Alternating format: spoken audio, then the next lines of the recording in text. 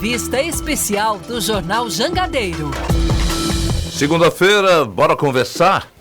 Estamos recebendo aqui no estúdio a secretária estadual da Articulação Política e senadora licenciada Augusta Brito. Muito bom dia, senadora. Bom dia, Tudo bom bem? dia. Bom dia a você, bom dia a todos os ouvintes. Estou muito feliz aqui em poder participar hoje desse momento, que já assiste e acompanha, e é muito importante para que a gente possa manter aí a todos as informações, o que é discutido e debatido. Essas entrevistas são muito importantes no nosso estado de Ceará. E a senhora falava que gosta muito de rádio, desde pequena lá no interior, não é? Nas viagens, meu carro só toca com rádio. Que bom.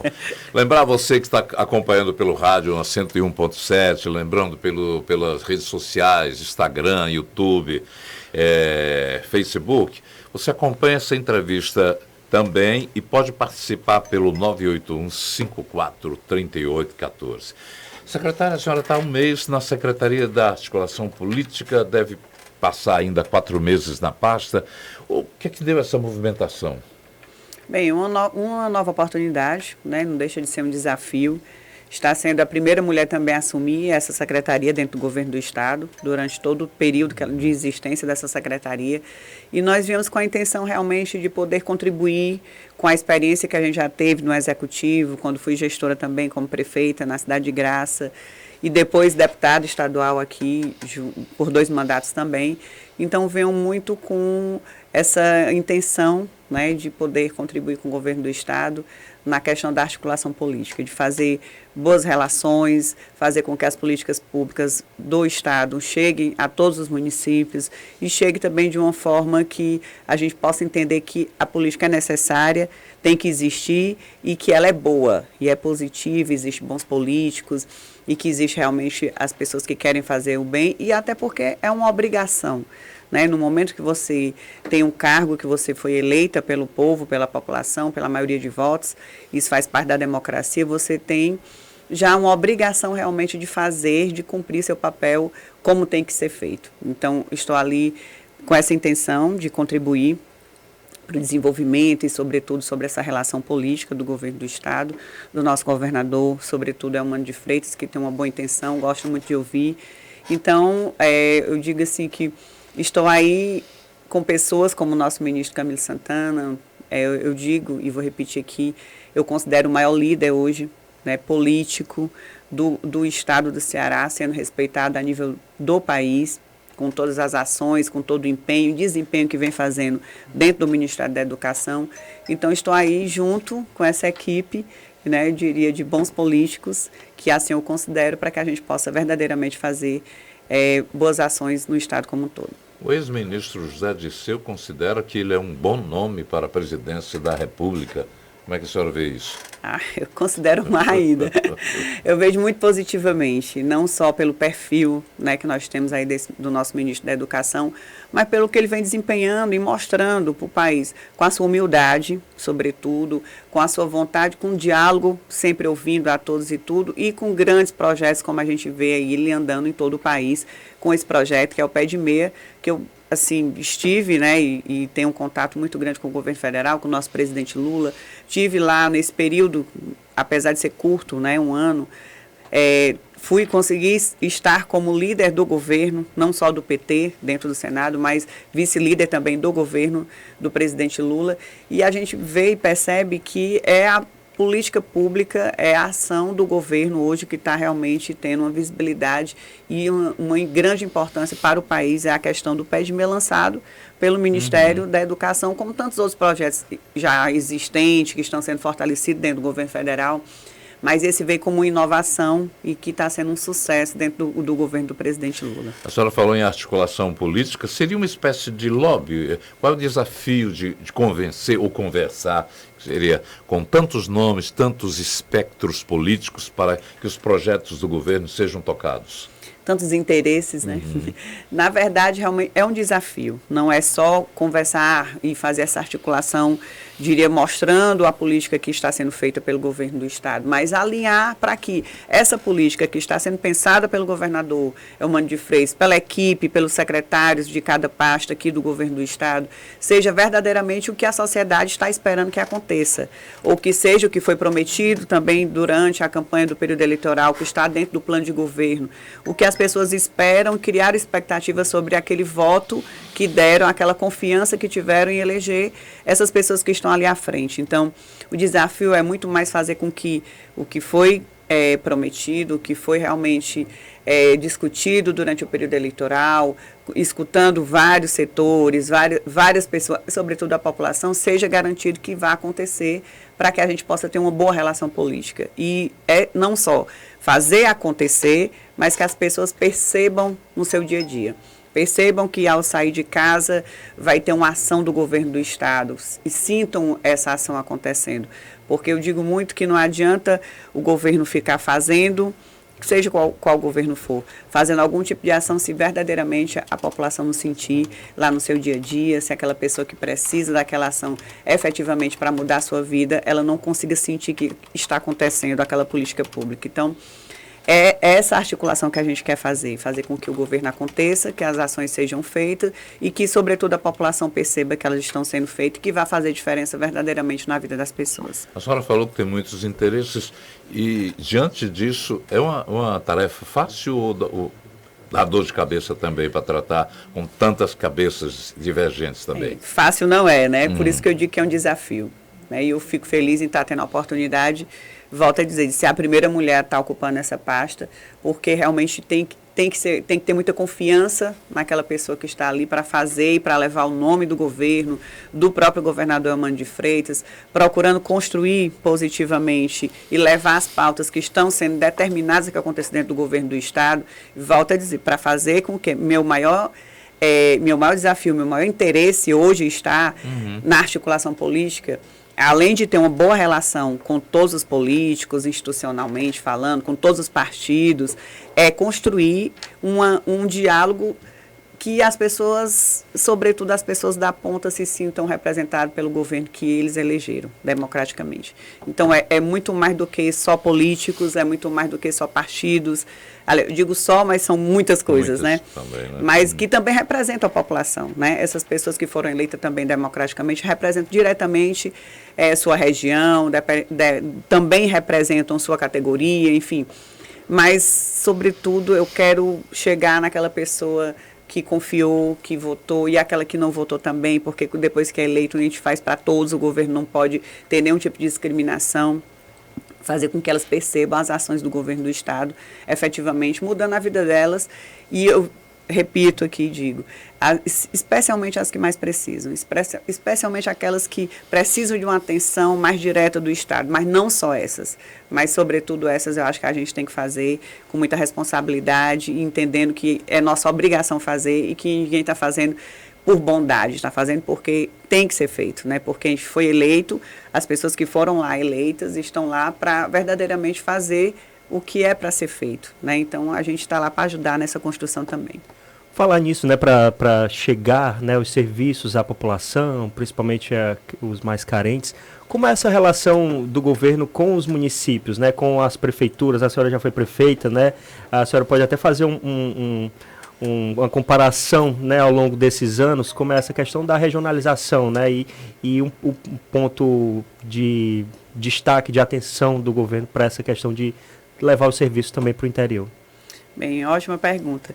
Eu já tive, como você falou, né, essa experiência de estar na prefeitura do interior do estado, na região norte, né, perto de Sobral, e a gente percebe sempre que essa questão que já vinha sendo construído com o ex-governador Cid Gomes, a questão da saúde, né, dessa regionalização da saúde, porque a maior dificuldade de um prefeito do interior hoje, se eu ainda lembro e ainda recordo, é a mesma quando eu fui prefeita, que é em relação à questão da saúde, de ter um hospital que possa realmente suprir todas as necessidades da sua população, das pessoas que precisam, e isso foi feito e pensado, se iniciou com o ex-governador Cid Gomes, quando começou a construir os regionais, para que em toda a região do estado do Ceará possa ter esses hospitais equipados para que evite que toda cirurgia complexa, mais complexa, tem que chegar até Fortaleza, aí até a capital, a gente sabe como é, para gerar aí grandes filas e, enfim, grandes demoras. Então, nesse sentido, eu vejo muito essa intenção de fortalecer, de ampliar, de levar para as regiões que ainda não foram levadas, né, a questão da saúde, o tratamento do câncer é uma prioridade do governador Eumano de Freitas. Quando a gente estava lá no Senado, nós tivemos a oportunidade de botar todo o nosso recurso de emenda individual, de emenda da bancada, para que fosse garantido que em toda a região do estado do Ceará possa ter o tratamento de câncer. Eu, não só como quando eu estava na prefeitura, mas até hoje em dia a gente sente as pessoas lá do meu interior da cidade de Graça com a grande dificuldade de fazer um tratamento de câncer, chegando, tendo que vir até Fortaleza, muitas vezes totalmente debilitado depois do tratamento de quimioterapia. Assim, eu estou dando esse exemplo do meu município. E, por sorte, quando a gente tem amizade, tem relação, bota dentro da casa da gente, acolhe essas pessoas e as que não têm. Né? A gente fica pensando nas que tem que voltar passando mal, e, enfim, as que não conseguem vagas.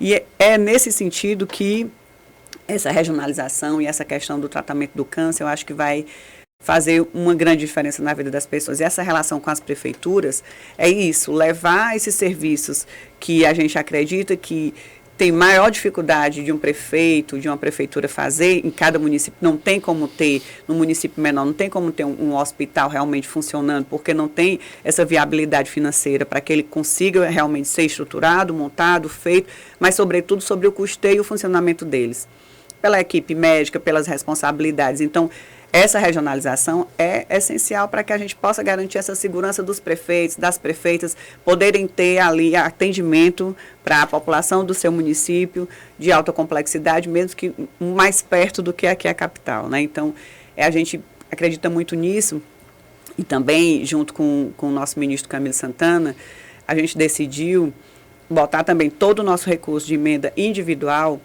que chega a aproximadamente 70 milhões para o governo do estado, sobretudo para a saúde, para que a gente possa, que o governador possa construir, vai fazer esse anúncio daqui a uns dias, os centros de atendimento a autistas.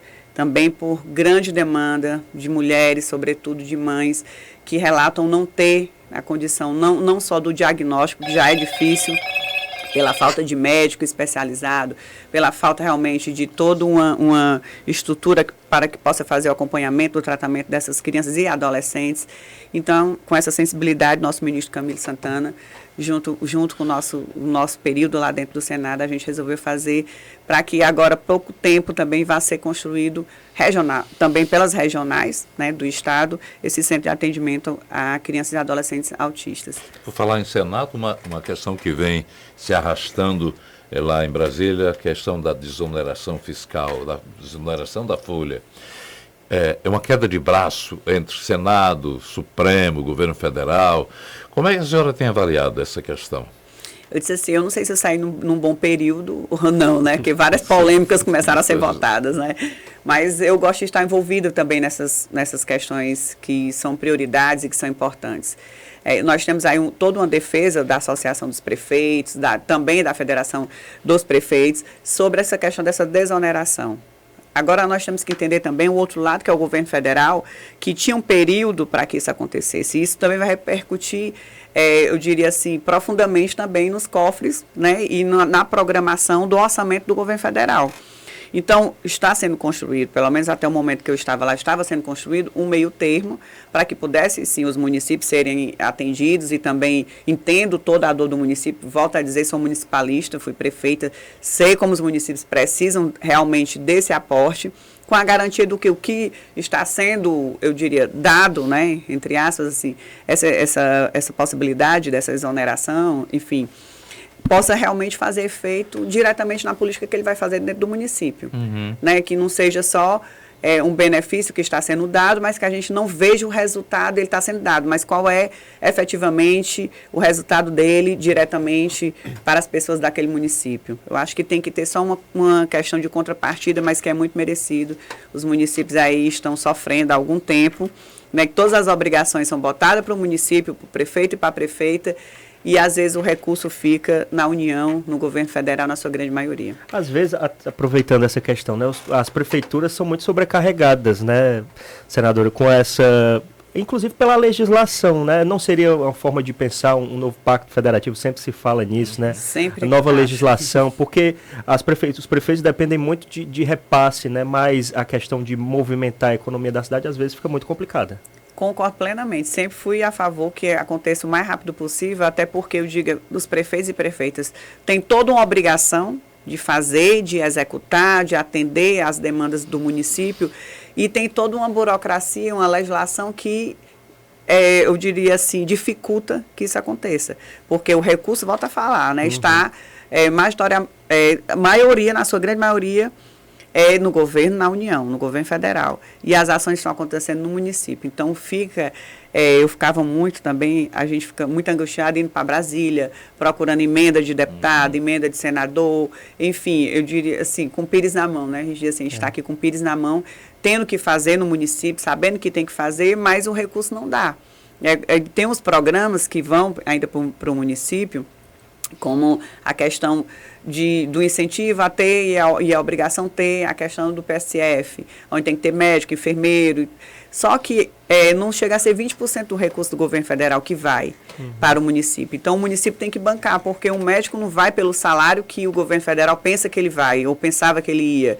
Para ele para o interior, você tem que dobrar o salário para garantir que esse médico fique lá, ou o enfermeiro, enfim, toda a equipe, para você garantir uma equipe completa. Não é tão fácil assim.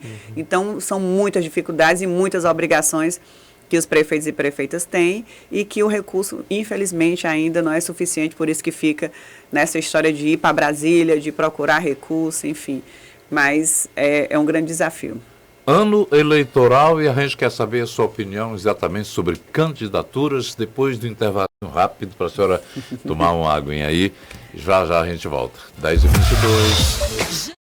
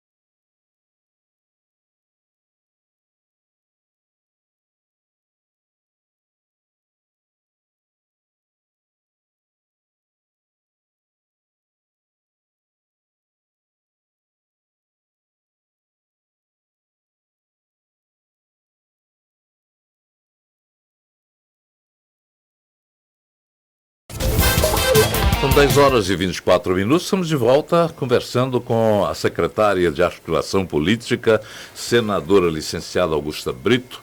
E eu deixei para esse bloco exatamente perguntas políticas voltadas principalmente para as eleições Como a senhora avalia a escolha de Evandro Leitão como pré-candidato do PT à prefeitura? Avaliou positivamente. Eu acredito, na verdade, que nesse momento é o nosso pré-candidato que mais agrega, né, que mais pode fazer e trazer aliados políticos. Nós sabemos que o Partido Sol, PT sozinho, ele não consegue realmente, nenhum partido sozinho, né, consegue realmente êxito, poderá conseguir êxito nessas eleições, mas sim com vários aliados, partidos aliados, como vem aí construindo, né, em torno dessa nossa pré-candidatura do PT do Evandro Leitão, que é nossa, né, eu digo nossa porque já foi decidido pelo partido, então agora ele é o nosso pré-candidato do partido como um todo. A gente sabe que precisa ter também outros partidos aliados para que a gente possa ter uma candidatura forte, uma candidatura representativa dentro de Fortaleza, sobretudo, e com grandes condições que a gente tem de eleger um prefeito que a gente acredita, sim, que vai poder fazer muito. Isso responde a pergunta, mais ou menos a pergunta, que ia falar, o nome de Luziane, que já foi prefeita e que é uma mulher, como é que a senhora vê ser deixado de lado assim? Nossa, eu não acho que foi deixado de lado, né? Eu vejo positivamente, uma ótima também pré-candidata, só que tem um processo dentro do PT de escolha, né, dos pré-candidatos para que possam ser, que foi respeitado democraticamente. E eu acredito que ela também pôde participar, como tantos outros pré-candidatos dentro do partido também participaram desse processo de escolha interna do partido. E agora que já foi decidido, né, democraticamente, com votação, foram feitas campanhas, né, para que isso acontecesse. Já temos um pré-candidato escolhido e decidido em votação, em assembleia, pelo Partido das Trabalhadoras e Trabalhadores. Agora a gente tem que se unir, se juntar. Não digo isso não só nós do PT, obviamente, nós do PT também, com os outros pré-candidatos que estavam ali também defendendo, né, o direito de ser o candidato a prefeito ou prefeita de Fortaleza, para que a gente possa sair com essa candidatura ainda mais forte, junto com outros partidos. A impressão que dá é que o partido está rachado.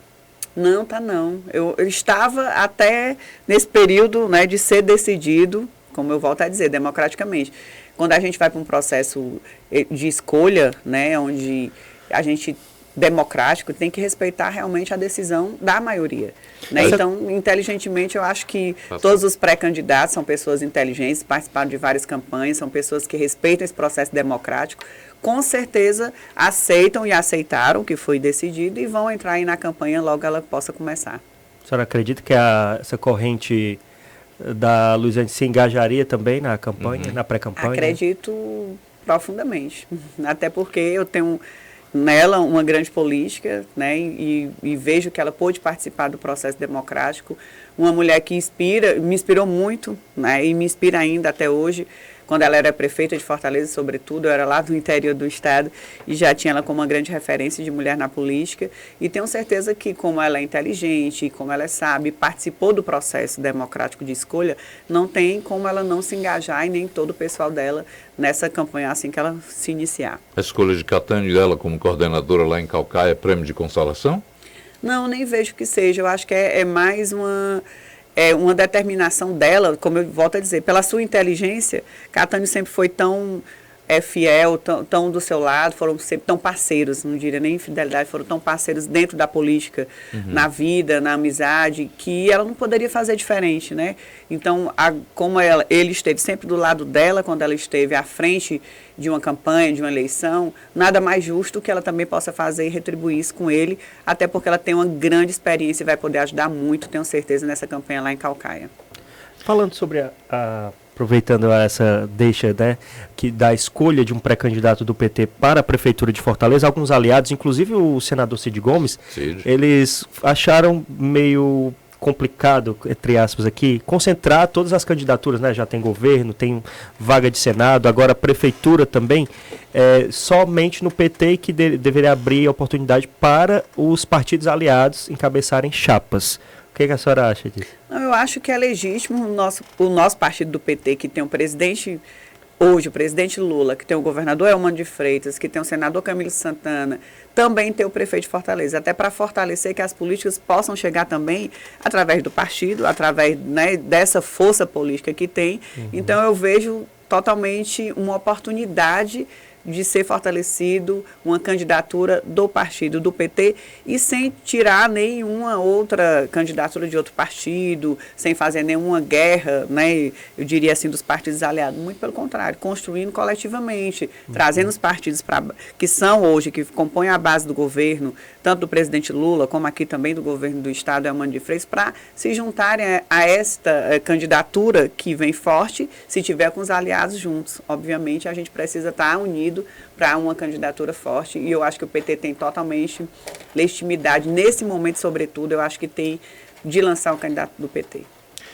Falando ainda em Senado, com a sua licença para assumir a articulação do governo, assumiu Janaína Farias, que chegou a ser alvo de críticas do ex-governador Ciro Gomes. Como a senhora avalia essas críticas? É verdadeiramente, totalmente, um ato de violência política contra a mulher, né? Eu nunca gostei de ser vítima, nem de usar isso politicamente, mas a gente percebe, né, que por ser uma mulher que veio também do interior, foi altamente agredida, e ela está mostrando com a sua participação, com a sua competência, que também pode estar ocupando aquele espaço, sim, com a oportunidade, obviamente, do nosso ministro Camilo Santana, que tão sabiamente chamou duas mulheres para estarem na sua suplência, e que, infelizmente, assim, uma parte, né, de pessoas que não entendem essa decisão dele de chamar duas mulheres para a sua suplência, uma cabocla do Pé de Serra, que sou eu, que sou de uma cidade de 15 mil habitantes, e outra lá do sertão de Crateús. Porque antes esses cargos eram ocupados por outras pessoas que a gente nem sabia que participavam também da política diretamente, mas nunca foram questionados, porque eram homens, né? Homens brancos que tinham talvez algum recurso financeiro. Então, veio mulher do interior, mesmo estando dentro da política, como o meu caso, e também a Janaína, embora ela não tenha tido, né, nenhum cargo eletivo, mas ela sempre esteve dentro da política, né, junto do ministro Camilo Santana, junto das secretarias, fazendo as articulações também. Então, é um caso realmente de violência política profunda, de não se aceitar que as mulheres também ocupem esses espaços de poder por algum mérito delas, né, sempre ser atribuído, porque eu nunca vi uma suplência ser tão questionada quando eu fui lançada suplente do nosso querido ministro Camilo Santana. Eu digo isso no período eleitoral mesmo. Eu nunca vi uma suplência, eu nunca pensei que uma suplência fosse ter tanto destaque como essa que eu estou tendo. Porque era obviamente, uma oportunidade, uma grande oportunidade, mas também era uma grande incerteza, porque... Críticas por parte de integrantes do partido? Não. Não, críticas né? Eu diria assim, críticas pelos opositores e tal, né? Porque então, geralmente quando você está numa disputa eleitoral, a gente sabe que vem de tudo, né? Tem gente que vai no tudo ou nada, então vai agredir. Agora, quando essa agressão vem para uma mulher, ela vem muito na questão moral. Diretamente na sua questão moral. Ela não vai questionar se você sabe falar ou não. Vai dizer que você vestiu a roupa tal, não vestiu, pintou unha ou não pintou. Enfim, vai para a sua questão moral. Fez ou não fez, falou ou não sabe. Os questionamentos são diferentes, né? São diferentes porque você já vem com eu diria assim, já vem descredenciada a estar naquele lugar. Você nunca... eu posso dizer até que eu fui... Assim que eu fui lançado como suplente, a primeira entrevista que me fizeram, me disseram assim, o que é que você atribui isso ter caído no seu colo assim tão bom? Aí eu disse, não acho que caiu assim tão fácil, porque eu fui prefeita por 8 anos, tive 2 mandatos, eu fui deputada estadual por 8 anos, me esforcei, fui líder do nosso ministro Camilo Santana quando era governador na época, então trabalhava de manhã à tarde e à noite, eu acho que eu posso merecer essa vaga de suplência. Imagine se eu fosse ser candidata realmente a senadora, né? Como é que não seriam os questionamentos? E aí, em cima disso, vieram vários ataques no período eleitoral, como agora estão atacando também a Janaína. Eu vejo assim de uma forma totalmente infeliz do Ciro Gomes de ter feito essas críticas, de realmente atribuir a ela, né? Eu não gosto nem de falar o que ele atribuiu, mas ela está provando e está mostrando que ela tem capacidade, tem competência, tem determinação, está trabalhando muito, está fazendo muito bem dentro do Senado. Eu disse para ela, você está me orgulhando, está lá e está calando a boca de Ciro Gomes, porque você está fazendo e está representando muito bem as mulheres do estado do Ceará. Última pergunta, a gente está chegando ao final, em Graça, as movimentações políticas, a senhora está também preocupada com a sequência municipal de lá? Com certeza, nós também vamos ter candidato do PT no município de Graça. E a gente, respeitando todas as candidaturas, a gente faz campanha e política, né? Eu sempre fiz, respeitando as questões individuais, respeitando o adversário, sobretudo, porque é muito fácil você respeitar só quem pensa igual, só quem está do seu lado.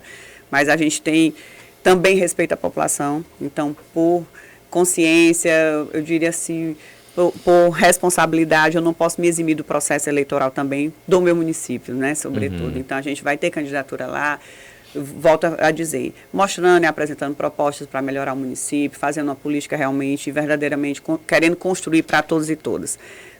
Nunca vou fazer nenhum tipo de ataque a nenhum adversário político, nem no Graça e nem em outro lugar que seja, porque eu acredito que quem anda fazendo esses ataques é porque estão pior do que eu, né? Então eu só peço a Deus, e todo dia peço a Deus e a Nossa Senhora que me dê discernimento para que eu não faça e não fale mal e não seja injusta com ninguém, porque eu acho que a pior coisa que tem é você ser injusta com as pessoas que não merecem, enfim, que não é um papel de um bom político, né? Exato. Que eu possa levar verdadeiramente para as pessoas felicidade, porque eu digo também que Deus só botou a gente no mundo e na vida para ser feliz e fazer outras pessoas felizes. É a minha determinação. Aproveitando, né, a senhora falando isso, das aspirações políticas, né? Hoje a senhora está como suplente, tá na vaga de senadora, né? Mas pode ser um teste já para outros cargos? Como estão as aspirações aí? Eu espero que seja, né? Porque eu gosto muito da política e, fora a brincadeira, assim, eu verdadeiramente gosto das oportunidades que a política me dá. Né? Eu sinto porque, de certa forma, a gente faz sacrifício, porque eu me ausento muito da minha família, né, dos meus filhos, tenho 2 filhas e um filho, e me ausento muito desse convívio familiar, mas ao mesmo tempo eu fico pensando que eles têm uma estrutura familiar, né, eu diria, segura. Né? Então, a oportunidade que a política me dá é de fazer uma política pública e de construir para aqueles filhos que não têm, que não são os meus, que graças a Deus e o nosso trabalho e a nossa vida, eles estão bem, mas tem tantos outros filhos, né, e tantas outras mulheres, sobretudo, que é uma pauta que eu defendo muito, tantas outras pessoas que precisam realmente de uma política que, se eu puder construir e através da política eu vou poder, ou já pude, ou já fiz algum projeto que fez diferença na vida de alguém, ou apresentei algum projeto de lei, enfim, isso me motiva a estar dentro da política. Então, é uma coisa que eu gosto muito. Eu não estou por acaso, eu não estou por oportunidade que apareceu do nada. Eu estou porque verdadeiramente eu vejo na política a possibilidade de mudar a vida de outras pessoas que não a minha, porque a minha, graças a Deus, está ótima. Eu só quero essa oportunidade para fazer por outras. Que as suas palavras possam ser celebradas na prática, como a senhora já vem desenvolvendo desde o início da sua carreira lá em Graça. Obrigada. A gente agradece. Eu que agradeço. Muito obrigada.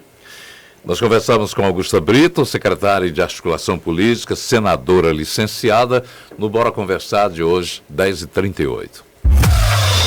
Jangadeiro Band News FM.